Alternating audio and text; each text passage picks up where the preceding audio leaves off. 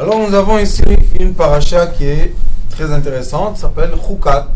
C'est la paracha qu'on va lire, Zad Hashem, cette semaine, ce Shabbat, à la synagogue. Premièrement, Rosh Chodesh Tov, נכון? Chodesh Tov. Tammuz, Zmanei Tshuva, Memashmishim Ubaim. On rentre dans les 3 mois de l'été, et les mois de l'été préparent Rosh Hashanah. Et on doit commencer, Zmanei Tshuva, on doit commencer à faire Tshuva. À se poser des questions. Comment on fait Tshuva? Tshuva, ça s'appelle réponse. Pour donner des réponses, on a besoin d'avoir des questions. Qu'est-ce que c'est des questions? Quand nous-mêmes, pendant la chaleur, on a des sueurs, la chaleur crée la sueur. La sueur, qu'est-ce qu'elle fait? Elle dégage des toxiques. Oui. Si j'ai des toxiques dans mon corps, Oui. mon corps réveille mon esprit. Donc les toxiques de mon esprit commencent à sortir maintenant pendant 3 mois. Ah. C'est un processus d'amour. Av, le prochain mois, Elul bas. Oui. Il dit voilà, Elul arrive. Elul, ça y est, on doit faire Tshuva. C'est le moment où on transpire le plus. Oui, c'est pour ça que je vous dis. Et Elul, c'est Ani le Dodi, Vedodi li. Donc, c'est un mois d'amour. C'est pas un mois de rigueur. Alors pourquoi les gens ils ont peur? Entre Tammuz et Av, il y a une rigueur. Yudzaim Betammuz jusqu'à Tisha B'Av.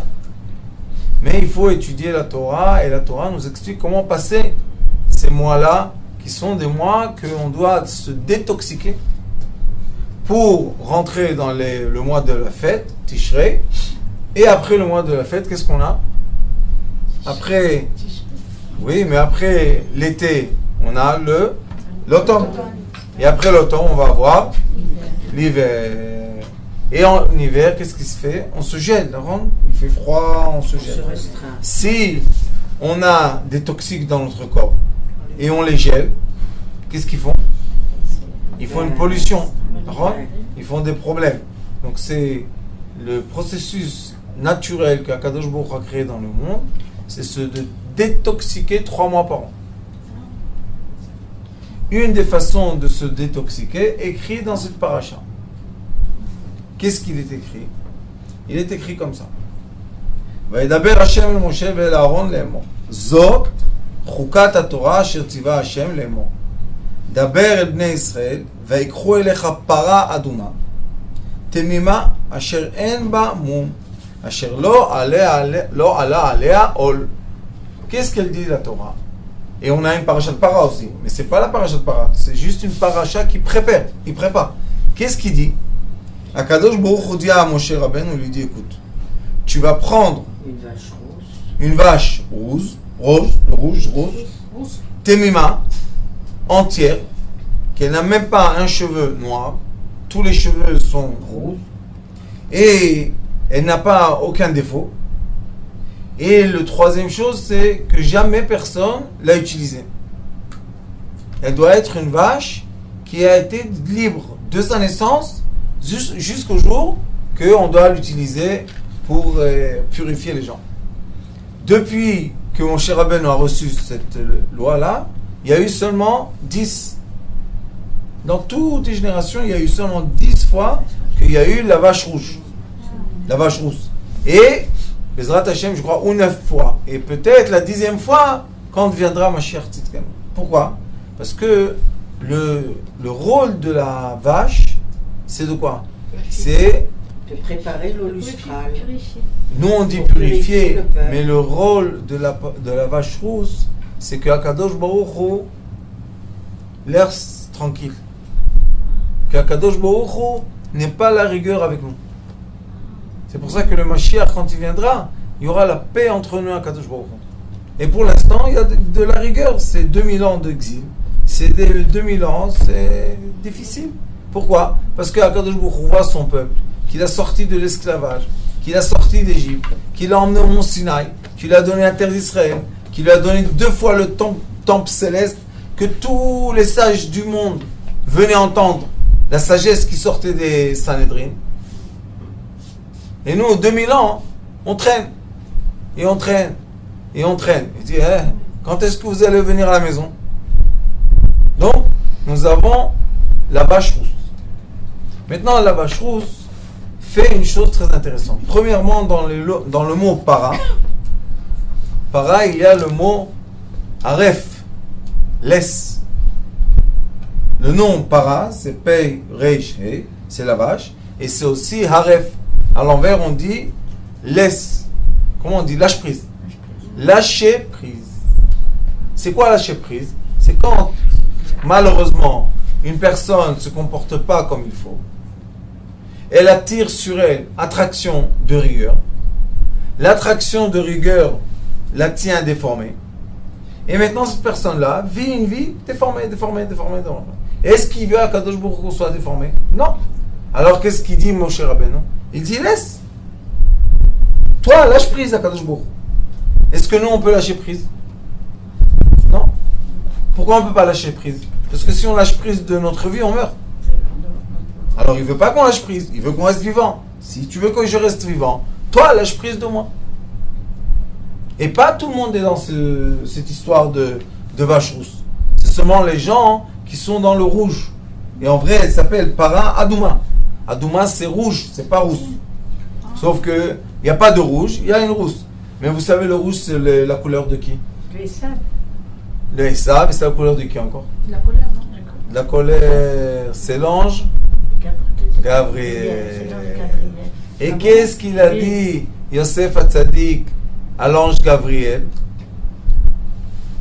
Asiru ish me'alai. Pas. Ça veut dire quoi, pas? Laisse, ne tiens pas prise avec eux. Pourquoi? Ce sont mes frères. Lâche-les. Laissez tranquille. Non, je les tiens comme ça. Pourquoi? Parce qu'ils t'ont fait du mal. Non, ils m'ont pas fait du mal. Maintenant, on a exactement le même dessin dans le temple. Quel est le dessin? Une personne, c'est impurifié, on dit? Impur. Une personne a fait une chose d'impure. Cette chose impure, et nous on est tous tmémétim de toute manière, cette chose impure qu'elle a fait a créé une rigueur sur elle. Qui tient la rigueur? Est-ce qu'Akadosh Baruch Hu tient la rigueur ou c'est nous qu'on tient la rigueur? C'est nous. Notre conscience dit, je ne mérite pas. Notre conscience dit, je dois être puni. Notre conscience dit, je ne suis pas aimé. Pourquoi tu dis toutes ces choses-là de négatives? Parce que dans moi intérieurement, il y a un moment qui est négatif. Il y a un moment qui est péjoratif, vous dites? Oui. Donc tous les paranos tous ceux qui sont paranoïaques, c'est un peu ça. Oui, c'est Yosef. C'est les enfants de Yosef qui ne sont pas dans le juste milieu. Les enfants de Yosef. Les blés indigos, les indigos. Ah. Comme ils sont très très développés, ils ont l'imagination très très développée. Et comme elle dit, ils ont la paranoïa. C'est quoi une paranoïa? C'est que moi, je vois dans la chambre quelque chose que vous ne voyez pas. Est-ce qu'il a raison ou pas? Il a raison. Bien sûr qu'il a raison. Dans son monde, dans son vécu, il a raison. C'est pour ça que quand on étudie la médecine lumière, on sait que la première des choses, c'est l'écoute. Je t'écoute en entier et je suis d'accord de tout ce que tu dis. Ça s'appelle RF. Laisse-le dans sa vérité. Tant que tu essaies de le déformer de sa vérité, il fait quoi? Il emmène l'ange Gabriel et il est contre toi. Il t'emmène une contre-force. Alors qu'est-ce qu'on fait? On est en train de torturer une personne qui est déjà torturée. Laisse-le, tout va bien. Enlace-le, dis-le que tout va bien. Non, je ne peux pas. Aujourd'hui, j'ai donné cours. Quelqu'un m'a appelé en SOS. Qu'est-ce qu'il y a? Une fille s'est énervée, elle est sauvée de la maison. Je leur ai dit très bien. On dit quoi très bien? Qu'est-ce qu'on fait? Je leur ai dit, faites rien du tout. Comment? Je leur ai dit, laissez-moi parler avec elle. C'est une indigo. Pas indigo. C'est la katsefet, c'est la crème des indigos. Je les connais par cœur. J'ai parlé avec elle. Tout. J'ai dit, pourquoi ma fille? On t'aime, tu es gentil, tu fais pas de mal, tu as besoin de quelque chose. Tu es dans la rue, tu as de l'argent dans la rue. Comment tu vas revenir à la maison? Comme ça, dans ma tête. J'ai fini le cours, je suis rentré dans le bureau, j'ai téléphoné. Oui, qu'est-ce qui se passe? J'ai dit, pourquoi tu es dans la rue? Qu'est-ce que tu cherches? Qu'est-ce que tu voulais? On te l'achète. Tu as de l'argent? Non. Pourquoi tu n'as pas pris de l'argent? C'est interdit de sortir de la maison sans argent. On t'a dit 10 000 fois. Tu vas aller chez ta mère, tu vas demander de l'argent avant que tu sortes de la maison. Non, personne m'aime, de toute manière, je m'en fous, de toute manière, de toute manière. Je lui ai dit, oui, tu as raison, ma fille. Personne t'aime, sauf qu'on veut te donner de l'argent. On veut te donner ce que tu as besoin. Qu'est-ce que tu avais besoin? Pourquoi tu es sorti de la maison? Je voulais un téléphone. Eh bien, il n'y a pas de problème, tu auras ton téléphone. Non, on ne voulait pas me le donner. Je lui ai dit, qui t'a dit qu'on ne veut pas te le donner? Comme ça, il faut parler. Il y a quelques minutes, on m'a appelé. On m'a dit qu'elle est en route déjà, elle retourne à la maison. Elle voulait se sauver, vous savez, ils sont, quand ils prennent le genou, paradouma, le taureau rouge. Qu'est-ce qu'on fait? Un enfant, il rentre dans une, il peut lever une maison dans ses bras. Il est content, lui. Vous savez pourquoi il n'est pas content? Parce que cet ange-là, Gabriel de lumière, rouge, l'a emmené dans une telle extrémité que maintenant, comment il revient de cette extrémité? Comment il revient sur ses paroles? Comment il revient sur la colère? Qu'est-ce qu'il a dit pendant la colère? Et les gens qui ne comprennent pas ce caractère, qu'est-ce qu'ils font? Ah, tu te rappelles ce que tu as dit? On t'a dit que tu es méchant. On t'avait dit que tu allais faire ça. Ah, qu'est-ce que tu fais? Tu téléphones le Rav pour qu'il ramène ta fille à la maison. Il te l'a ramenée à la maison. Maintenant, tu te bats avec elle. Ah, qu'est-ce qu'on va faire? Ça, c'est, vous savez qui? Les Kohanim. Les Kohanim, ils avaient un rôle qui est, on va dire, démesuré. Pourquoi? Le Kohen, il est dans le temple. Il est pur. Il se purifie. Il emmène les sacrifices. Les sacrifices sont... Dieu les veut. Il monte dans les cieux. Les lumières et tout. Ou pas? Alors le Kohen, qu'est-ce qu'il est? C'est quelqu'un de très très bien. Maintenant on lui dit, tu sais Kohen, écoute, ce monsieur-là, il s'est impurifié. Vous savez c'est quoi la toxique, la plus dangereuse du monde? La colère. La colère, ça pollue la tête, le cœur, les souvenirs, tout. Maintenant on lui dit, tu sais toi Kohen, tu sais ce que tu vas faire? Quoi? Tu vas aller te... Comment on dit tamé? Tu vas aller te... Non, te purifier, non. Non, au contraire. Te salir. J'aime pas ce mot-là, mais tu vas être impur. Pour qui? Pour celui qui est impur, tu vas le rendre pur. Le Talmud dit que les Kohanim ne voulaient pas. Qu'est-ce que ça veut dire quoi? Moi, je suis dans le temple. Je travaille, je fais tout ce qu'il faut. Je suis accueilli par Akadosh Baruch Hu. Maintenant, je vais être impur pour celui qui est impur. Non. Mais la Torah, qu'est-ce qu'elle dit? Tu sais pourquoi seul toi tu peux le faire? Parce que tu es le seul qui est pur. Donc seul celui qui est pur peut devenir impur. Celui qui est impur, comment il devient pur? Grâce à celui qui est pur. Et ça, c'est une des règles les plus importantes dans notre vie. On est là pour se tenir les uns les autres.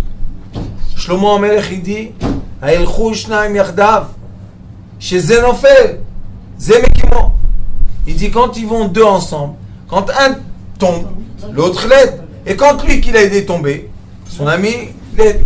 Hier, on m'a raconté une histoire que il y a un soldat qui était à côté de Gaza et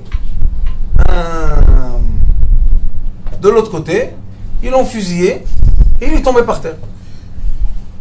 Et quelqu'un lui a donné secours. Vite. Ils ont arrivé, les ambulances, les hélicoptères, il est arrivé à l'hôpital. Ils ont appelé sa famille, ils sont venus et le professeur leur a dit, écoutez, celui qui s'est occupé de lui le premier, c'est un ange. C'est un ange.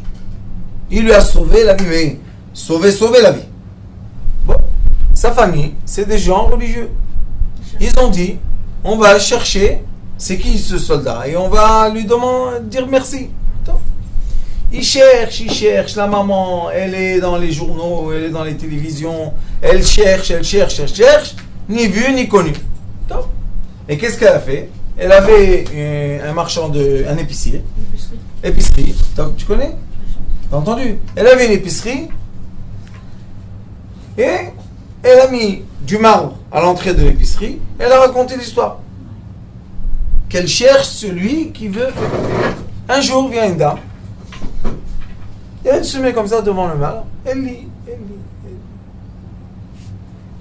Elle lui dit, tu sais c'est qui celui-là? C'est le soldat que tu cherches? Je dis, c'est qui? Je dis, c'est mon fils. Comment c'est ton fils? Oui, c'est mon fils. Ce soldat qui a sauvé la vie de ton fils, c'est mon fils. Elles ont parlé, elles étaient copines, tada. Elle lui a dit, tu sais, on va faire une souda, on va remercier Akadosh Baruch Hu, on est religieux, on va le faire ensemble. Magnifique, tout le monde est content, tout le monde est heureux. Ils sont venus à la souda, ils ont remercié le petit, tout va bien. Au milieu de la souda, la mère du soldat qui a sauvé la vie se lève et elle appelle la mère du soldat qui était fusillé. Elle lui dit, viens avec moi. Elle lui dit, non, on est en plein fête, tout le monde rigole, qu'est-ce qu'il y a? Viens avec moi. Elle s'assoit devant elle et lui dit, regarde-moi. Qu'est-ce qu'il y a? Elle lui dit, regarde-moi bien. Tu vois pas quelque chose de... Elle lui dit, ma fille, j'ai une épicerie, tu sais combien de monde je vois? Combien de jours il me rappelle des gens, hein? Elle lui dit, écoute, regarde-moi bien. Tu te rappelles pas de moi? Je dis non. Elle lui dit, regarde. Rappelle-toi, il y a 25 ans, il y a 24 ans. Tu te rappelles de rien? Non. Elle dit, tu te rappelles qu'elle est venue une jeune fille te dire qu'elle veut avorter parce qu'elle n'a pas assez d'argent et tu as pris à cœur et tu as pris tout ce que tu avais dans ta caisse, tu l'as donné et tu l'as dit, chaque fois que tu as besoin d'argent, viens, mais ne fais pas tomber ce bébé, c'est dommage.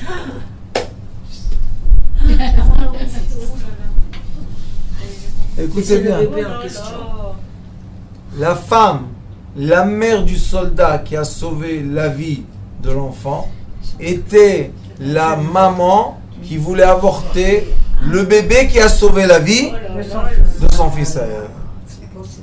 C'est une histoire de maintenant, récente. Ça donne la chair de poule. Donc, qu'est-ce qu'on voit qu'il y a? Il y a sans arrêt des échanges d'amour entre les êtres humains. Le problème des échanges d'amour des êtres humains, écoutez-moi bien, et je m'excuse de dire ce que je dis, ce sont les Kohanim. Quand les prêtres, quand les gens les plus élevés de la communauté ne sont pas capables, ou n'ont pas l'éducation, ou n'ont pas la foi ou la force de se impurifier pour quelqu'un qui est dans la boue, alors que Dieu nous en préserve, on est en train d'arrêter une roue qui doit circuler tout le temps. On arrête une roue. Pourquoi? Parce que celui qui est en haut, il doit descendre en bas pour que celui qui est en bas monte en haut. Et quand celui qui est en bas monte en haut, il redescend. Et ça, dans la halachot de tzedaka, donc quand on donne la tzedaka, la charité, il est écrit donne. Pourquoi? Parce que peut-être ton petit-fils, arrière-petit-fils, aura besoin. Et seulement parce que tu as donné, il y aura quelqu'un qui sera d'accord de lui donner. C'est une vérité, c'est une vraie vérité. Donc nous avons dans cette paracha le tamé, l'impur, qui devient pur. Et l'impur, et le pur, qui devient impur. Sauf qu'Akadosh Baruch Hu lui promet une chose. Si tu vas accepter de faire ça, la nuit, je vais te purifier. Donc il doit être impur. Un peu. Un laps de temps. Mais quel est le problème? C'est qu'il ne veut pas être impur pour transformer son frère en pur. Ça, c'est égocentrique. Ce sont les gens, ceux qu'on appelle pervers narcissistes, ce sont ces gens-là. Tu sais que maintenant tu peux aider, tu peux sauver. Aide. Mais non, qu'est-ce qui va se passer avec mon argent? Tu en as besoin maintenant? Non. Alors pourquoi tu n'aides pas ton frère? Il en a besoin maintenant. Et comment il va me rembourser? Personne ne sait comment il va te rembourser. Mais il y a Dieu dans le ciel, que lui va te rembourser. Regardez cette femme-là. Elle a donné à la jeune fille tout ce qu'elle avait dans la caisse comme argent. C'est beaucoup. Quoi, tu donnes toute ta caisse? Tu donnes 100 shekels et c'est fini. Elle a tout donné. Pourquoi elle a tout donné? Pour que cette fille ressente que quelqu'un l'aime. Quelqu'un est prêt à tout faire pour elle. Juste qu'elle tienne le bébé. Elle a tenu le bébé est devenu un enfant qui a sauvé la vie de son fils à elle, son vrai fils à elle. Ça, c'est une belle histoire. Très belle histoire. Ce n'est pas des histoires, ce sont des faits de tous les jours. Et il y a un signe dans la lettre, dans le mot para. Dans le para, il y a pei, rei, shei. Mais quand on lit à l'envers, aref ne tient plus. Qu'est-ce que je tiens plus? La rigueur. Laisse-le tranquille. Oui, mais quand je vais le laisser tranquille, il va être indépendant. Il va plus être mon esclave. Il va plus faire ce que je lui demande. Qu'est-ce que je fais? C'est comme les mères et les enfants, ou bien les pères et les filles. Vous savez qu'en Amérique, ils ont mesuré les champs électromagnétiques des gens. Pendant la mort de quelqu'un, le divorce, et le mariage, et un enfant qui se marie. Marier un enfant. Et ils ont trouvé que être en deuil et marier un enfant, c'est la même énergie. Pour les mères, hein, monsieur. Pour les mères, le fils, et pour le père, la fille. Oui. Maintenant, quel est le problème? Pensez à vous un peu. Est-ce que vous aurez voulu que votre mère ou votre père rentre dans la maison, vous pose des questions, regarde, observe, pose... Vous n'aurez pas voulu, d'accord? Pourquoi vous le faites à vos enfants? Et après, les parents me disent, écoutez-moi, après les parents me disent, tu sais, mon fils, il ne me parle plus. J'ai dit, écoute, si tu le laisses tranquille, il te parlera. Mais si tu rentres dans sa vie, il ne peut pas te parler. Et qu'est-ce qu'elles disent les mères? Mais c'est mon fils, c'est moi qui l'ai éduqué, c'est moi qui l'a fait grandir, c'est moi qui lui ai donné à manger. Comment elle est venue celle-là maintenant? Elle a pris de moi. C'est pas ton fils, c'est pas toi qui l'as éduqué, c'est pas toi qui l'as fait à manger, c'est tout, on est juste une mère pondeuse, c'est tout. Et après qu'il grandit, il doit partir, le garçon ou la fille. Et ça, ce sont des énergies très très destructives. Sauf si on comprend qu'il faut lâcher prise. Aref, mimeni. Para et aref, c'est le même. C'est les mêmes lettres. Donc on utilise la même force pour obtenir un bon résultat. C'est quoi le bon résultat? Que la personne qui est à côté de nous puisse vivre sa vie à elle. Et non pas notre vie comme nous on veut qu'elle vive. Parce que ça c'est pire que l'esclavage. Ça c'est soumettre une personne à nous-mêmes, adulte, et ne pas la laisser être libre. Et quand on joue chantage aux sentiments, les enfants, ils n'arrivent pas à quitter leurs parents. Oui, mais le jour où les parents, ça suffit, 120 ans, ils vont dormir. Qu'est-ce qu'il fait lui? Tout seul, à 80 ans, qu'est-ce qu'il fait? Arrête! Laisse-les tranquilles. Et quand on le laisse tranquille, écoutez bien, parce que lui, Akadosh Baruch Hu, c'est l'amour de l'amour. D'accord? Qu'est-ce qui se passe? Moi, je suis Cohen. J'ai laissé mon enfant partir, je me suis impurifié, mais jusqu'à la nuit. Et lui, il s'est purifié à vie. Parce que la choupa, c'est la purification la plus élevée qu'on peut vivre dans notre vie. D'accord? Et quand nous rentrons à la choupa avec nos enfants, il est écrit que tous les shojvinim, tous ceux qui sont autour du marié et de la mariée, se purifient. Donc voilà, on s'est purifié aussi. Et maintenant, quand on est pur, on laisse les enfants. Vous savez qu'est-ce qui se passe? Les petits-enfants rendent en retour aux grands-parents l'amour des enfants. Écoutez, moi, Baruch Hashem, je suis très occupé. J'aime beaucoup ma mère, vous savez, toute seule. Mais je suis très occupé, qu'est-ce que je peux faire? Quand est-ce que je sais que mon éducation a été une bonne éducation? Quand mes enfants, ils vont la voir. Eux, ils ont le temps. Ils viennent avec les arrière-petits-enfants. Et c'est pas les mêmes relations quand la grand-mère a sa petite-fille ou son petit-fils que nous, on a nos enfants. C'est pas la même relation. On est plus dans la rigueur quand c'est nos enfants. Et on est plus dans la miséricorde quand c'est nos petits-enfants. Marie-toi jeune, emmène jeune tes enfants, et après, ils vont aller avec tes parents. La personne la plus proche de mon grand-père, Cohen Abrish, c'était moi, son petit-fils. Il pensait qu'il était mon père, il avait seulement des filles. Il pensait, comme j'ai pas de père, mon fils, Yosef. Mais j'ai eu la chance, j'ai entendu des choses que personne n'a entendues. Il m'a raconté des choses, mais c'est la rigueur et la miséricorde. Pourquoi? D'un côté rigueur, je suis orphelin. Le même moment, miséricorde, je suis le petit-fils de mon grand-père. Si j'aurais un père, mon grand-père n'aurait pas pu être comme mon père. D'accord? Donc, j'ai gagné ou j'ai perdu? J'ai gagné et perdu ensemble. Il y a un moment que j'ai perdu. Il y a un autre moment que je suis remonté et j'ai gagné.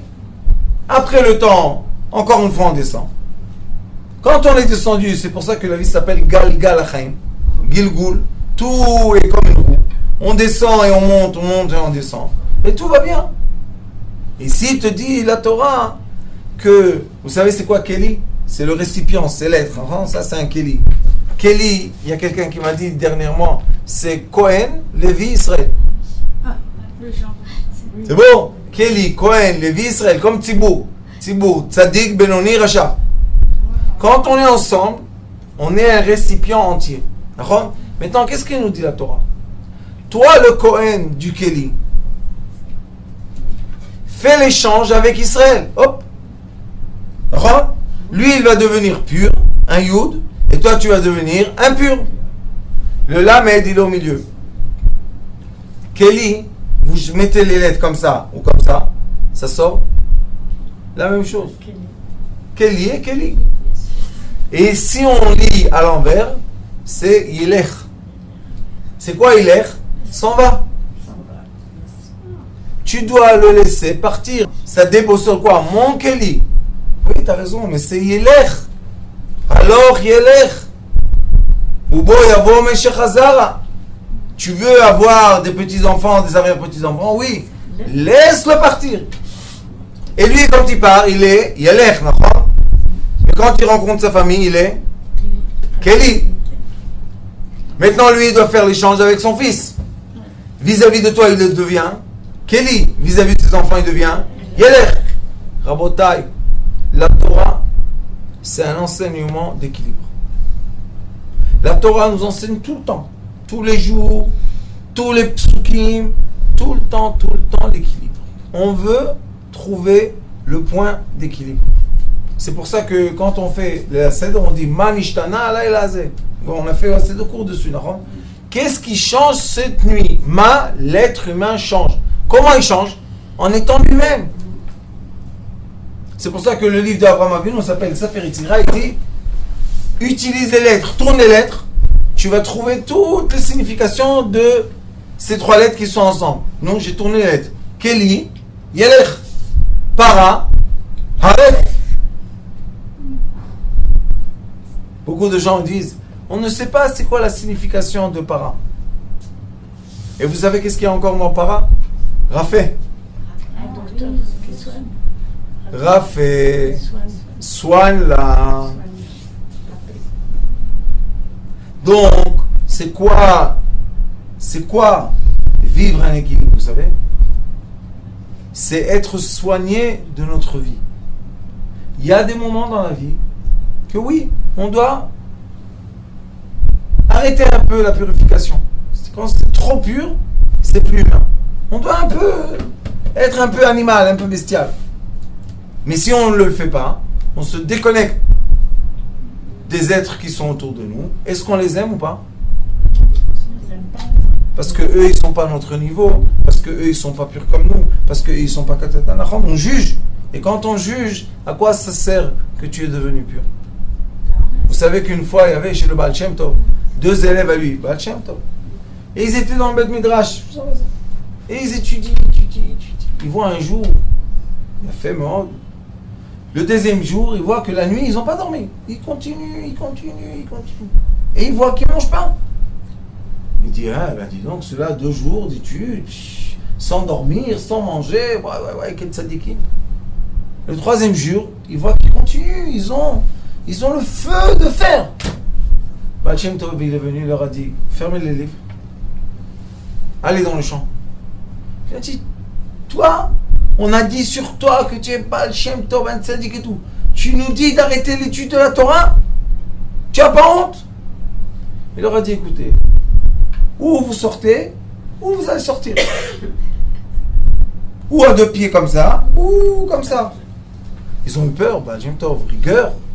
Ils sont partis dans le champ. Ils étaient dans les champs. Ils ont marché. Tombé sur eux une fatigue.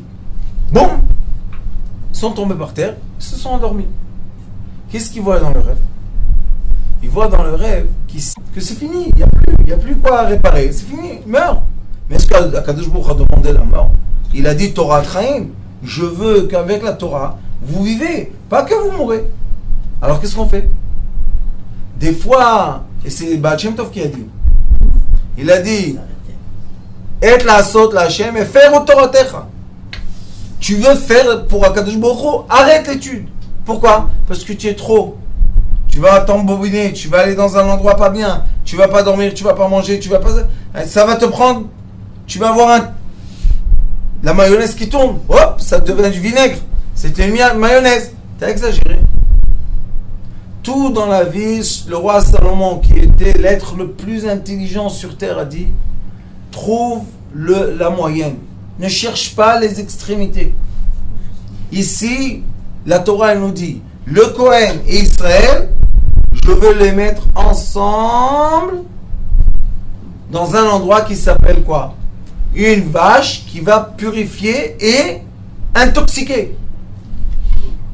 Pourquoi que moi j'accepte de m'intoxiquer pour lui? Le Zohar Kadosh dit, Saba de Mishpatim, il dit que il y a tzaddik, il monte dans les cieux. Tzaddik, un vrai tzaddik, il a des mitzvot, il a la Torah, tout ce que vous voulez. Il arrive en haut, devant le trône céleste. Bon, c'est bien, non? Il a fait tout son chemin, il a bien étudié. Pourquoi la cavote? Vous savez qu'est-ce qu'il est écrit? Akadosh Baruch Hu lui dit, pourquoi j'entends pas la bétail? Comment tu n'entends pas la bétail? Pourquoi j'entends pas la bétail? Alors qu'est-ce qu'il dit le tzaddik? Akadosh Baruch Hu, c'était Be'irin, c'était des esclaves. Qu'est-ce que j'ai avec eux? Il dit, Im Begapo Yavo, Begapo Yitse. Tu es venu tout seul, tu vas repartir tout seul.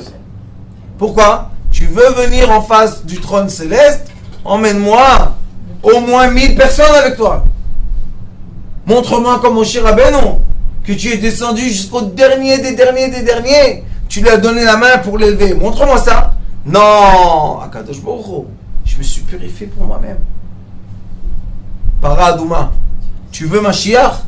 Mashiach, c'est la Paradouma. C'est vrai qu'elle va venir. Déjà en Eretz Israël, il y avait quelques années, qu'ils ont trouvé dans un kibbutz ou dans un moshav, je ne me rappelle plus. Et les rabbanim, ils sont venus, et ils ont mis la loupe, et ils ont regardé. À la fin, personne ne sait qu'est-ce qui s'est passé avec elle, mais elle a disparu. Bon, on n'en parle plus. C'était pas le temps. C'est pas le temps. Ils lui ont mis le truc, le tapis, ils l'ont brossé tous les jours, ils sont occupés d'elle comme une princesse. Ah, pourquoi elle n'est pas venue, ma chère? Parce qu'ils sont partis chercher est-ce qu'elle est vraiment pure ou pas. Ils n'ont pas de confiance. Elle est pure. Pourquoi tu vas... Non, on va tester tous les cheveux. Ça s'appelle pas d'utiliser une vache. Il est écrit que tu n'as pas le droit de l'utiliser. Alors pourquoi tu l'utilises?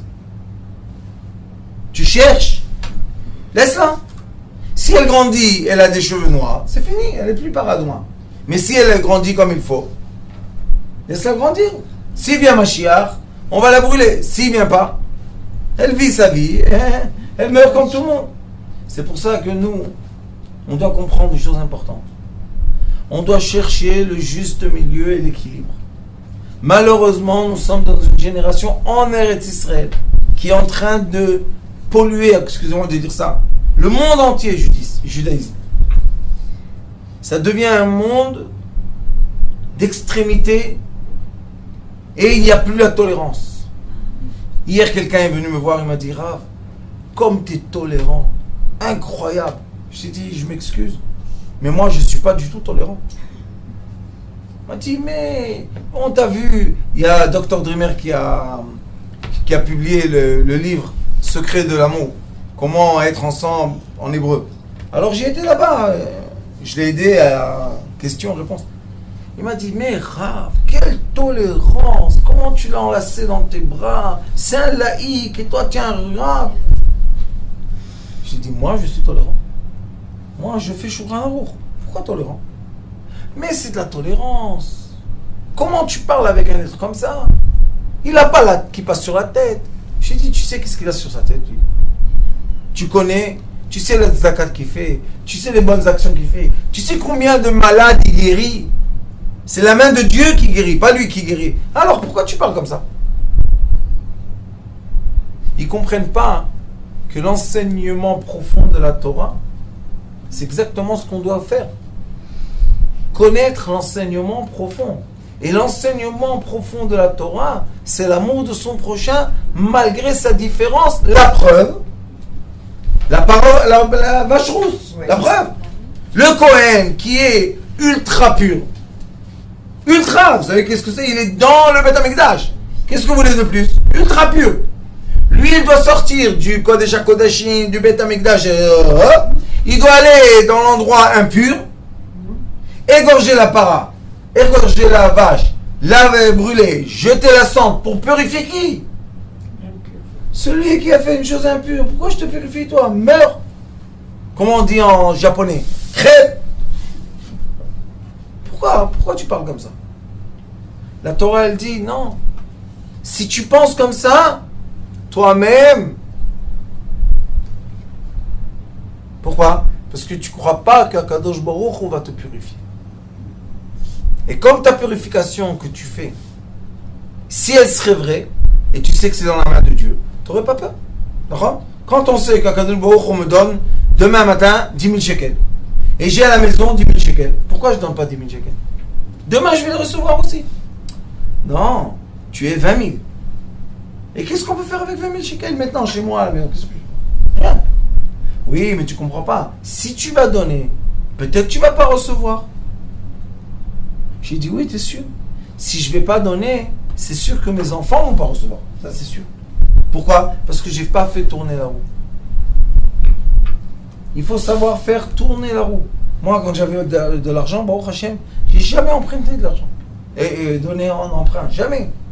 Je disais aux personnes, si j'ai, je te donne la somme que tu as besoin. Je te rends. Je lui dis non, surtout pas. Pourquoi? Parce que il donne à chacun ce qu'il a besoin, c'est tout.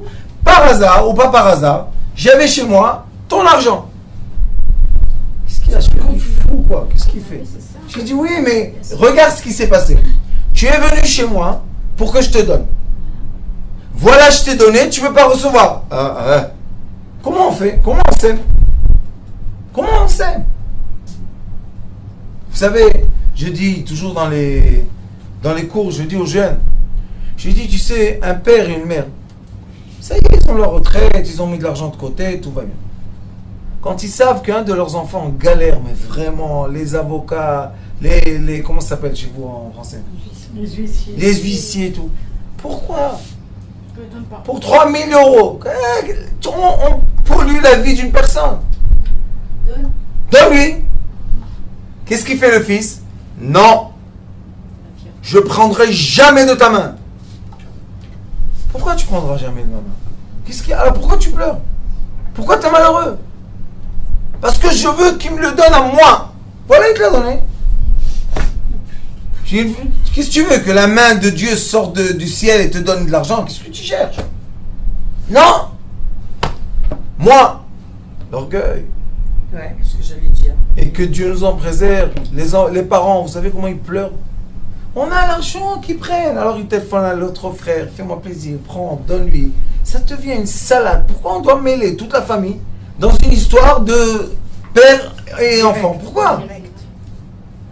Et les parents, ils ne sont pas malheureux? Très malheureux. Parce qu'ils voient leurs enfants. Ils commencent à voir les disputes à la maison. Parce que quand le mari n'a pas d'argent, il est très gentil. Trop. Il voit les disputes. Il voit les problèmes. Et des fois, ça arrive au divorce. Pourquoi? 3 000 €. Prends mon fils, tabac. Non. Je ne toucherai pas à cet argent. À quoi tu veux toucher? C'est pour ça qu'il faut comprendre. Cette paracha, regardez qu'est-ce qu'elle fait. Elle fait le lien entre Balak et Korach. Elle fait le lien entre deux parachas de deux personnes qui ont presque exterminé le peuple d'Israël. Un Cohen, et c'est là, Lévi, qui tenait... Oui, madame. Non, un Lévi qui tenait l'arche sacrée. Korach, qu'est-ce qu'il a fait? Il a dit sur Moshe Rabbeinu, pourquoi tu as fait ces disputes? Qu'est-ce que tu as besoin de ça? Non, moi je veux être le président. Sois le président, vice-président et ce que tu veux. Et après Balak. Balak aussi, qu'est-ce qu'il fait? Il se retourne sur le peuple d'Israël. Et qu'est-ce qu'il dit? Non, Akadosh Baruch Hu, il vient me parler. Toi Balak, tu fais l'amour avec ton ânesse. Il vient te parler à Akadosh Baruch Hu. D'où t'as inventé ça? Le Zohar Akadosh, il dit comment Akadosh Baruch Hu a parlé avec lui? Il dit ça existe. Comme chez Israël, il y a des gens très élevés. Aussi chez ceux qui ne sont pas Israël, ils ont aussi des gens très élevés. Sauf la question est, quelle est la kavana? Quelle est l'intention? Et regardez, avec Korach et avec Balak, comment se comporte mon cher Rabbeinu. Avec Korach, il s'est mis par terre. Et avec Balak, on n'entend même pas son nom. Pourquoi tu ne fais pas la guerre avec lui? Parce que Balak était son professeur. Quand mon cher Rabbeinu était petit, il a étudié la sorcellerie chez Pharaon. Qui était son maître? Balak. Et vous savez qui étaient les deux qui ont fait le vaudor? C'était les deux fils de Balak qui se sont convertis. Il y avait toute une histoire là-bas de famille. Tout le monde se connaissait. Qui sont convertis aux Judéens, ils sont partis avec Moshe. Et elle est loquée Israël, ils ont dit. Sauf que quand Moshe a attendu, Bochesh, à la 6e heure, ils ont dit c'est la 6e heure, c'est le temps du vaudor. Ils ont jeté l'or. Et Aaron a dit à Moshe, c'est pas moi, il est sorti tout seul. Il a dit oui, pourquoi tu as jeté l'or? Il a dit tu ne venais pas. Mais moi, je te dis que j'allais venir 40 jours entiers. La 6e heure, c'est pas entier encore. Mais comme le Zohar Kadosh dit, pourquoi Aaron n'a pas été puni? Puisque tout le monde a été tué. Parce que Aaron ne savait pas la sorcellerie. Et quand quelqu'un il fait une chose et il ne sait pas, on ne peut pas le juger. Donc on a ici Chokat. On a tout un équilibre. Vous voyez qu'on est au milieu de quoi? De l'action de Korach, Eldad ou Meidad, toute cette histoire contre Moshe Rabbeinu. Moshe Rabbeinu, il n'a rien dit. Et l'autre, au contraire, Moshe Rabbeinu, il a dit, chacun m'a donné sa tige d'amande, et on va voir que celle qu'Akadosh Baruch Hu choisit, c'est lui le roi. Moi, je suis prêt à tout donner. Je suis prêt à tout donner. Tout donner. Parce que c'est seulement lui qui choisit c'est qui son président. Personne d'autre, sauf lui. Et on n'a pas le droit de tenir par force. Arrête. Lâche prise. Et après on a qui? Balak. Il vient maudire, il bénit. Il vient maudire, il bénit. Il vient maudire, il bénit. À la fin il a dit. Bilam, il a dit à Balak. Il a dit, tu sais. Qu'elles sont belles. Il a dit, écoute. Les filles, tu vas les laisser partir. Elles vont appeler les garçons, la vie. Elles vont leur donner à manger, à boire, qui est interdit. Et ils vont les faire idolâtrer. Ils vont s'idolâtrer. 24 000 sont morts. 24 000. Ça se répète, hein, le 24 000. 24 000 de Rabbi. Tout le temps 24 000. Pourquoi 24? Les 24 heures de la journée. C'est un jour entier qui disparaît. Un jour entier. Ça s'appelle le jour. quand on a une couche d'être humain, que cette couche est entière, on l'appelle le jour, Yom. Yom be'enecha ki ya'avor. Yom. Alors lui, il efface les jours. Mais les autres, ils ne les effacent pas. Pourquoi? Eux, ils vont être un nouveau jour. Une nouvelle personne, une nouvelle attitude, une nouvelle chose. Donc nous, qu'est-ce qu'on doit faire dans notre vie, dans notre quotidien? On doit ne pas avoir peur de se polluer des fois pour gagner l'équilibre. J'ai dit à mes enfants que seul, il est écrit dans le Talmud, seul un Talmid Chacham fait une avéra. Celui qui n'est pas Talmid Chacham, il ne fait jamais une avéra.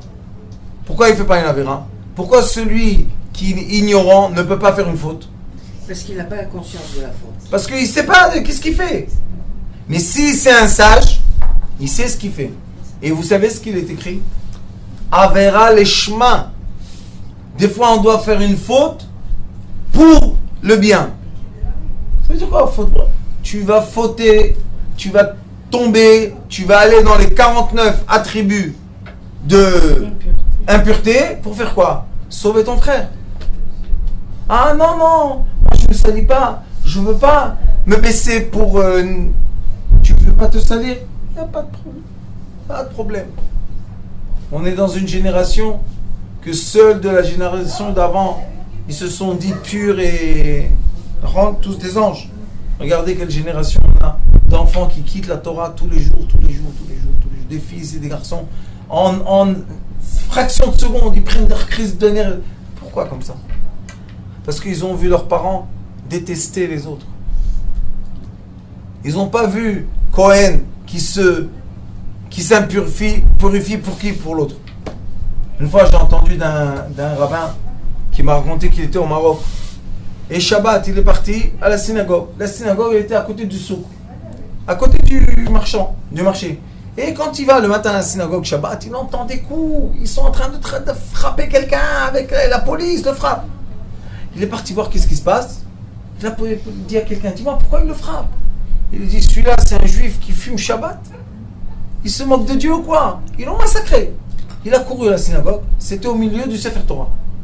Il a dit au Rav, écoute, le juif qui a fumé Shabbat, il est en train de se faire massacrer. Le Rav, Sefer Torah, pas Sefer Torah, hop, il est sorti. Quand il est venu, tout le monde s'est mis à l'écart. Pourquoi?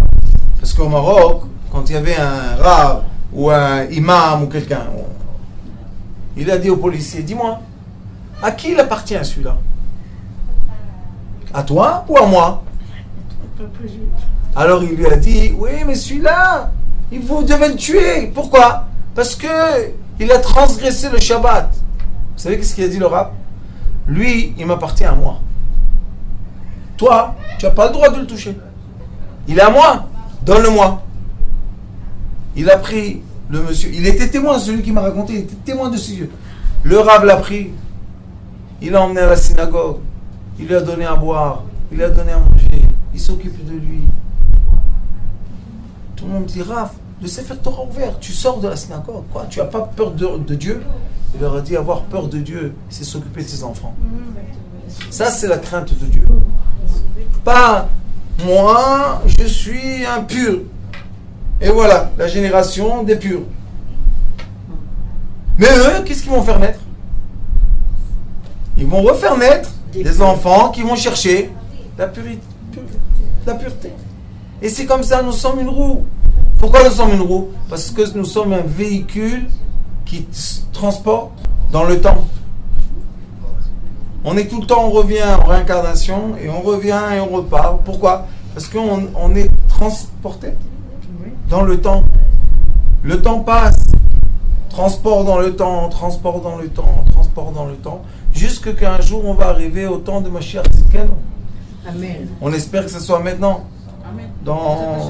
Maintenant, 100 secondes, c'est rien du tout. Et lui, Mashiach Tzidkenu, Yagen Ba'adenu, son âme et sa lumière est déjà là avec nous. Sauf qu'on a besoin de voir son physique.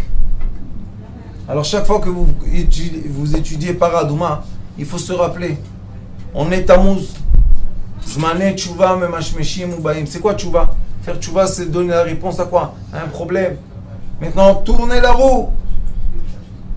Et approchez-vous, Bezrat Hashem, avec cœur et amour, vers Rosh Hashanah. Baruch Adonai l'Olam, Amen. Amen.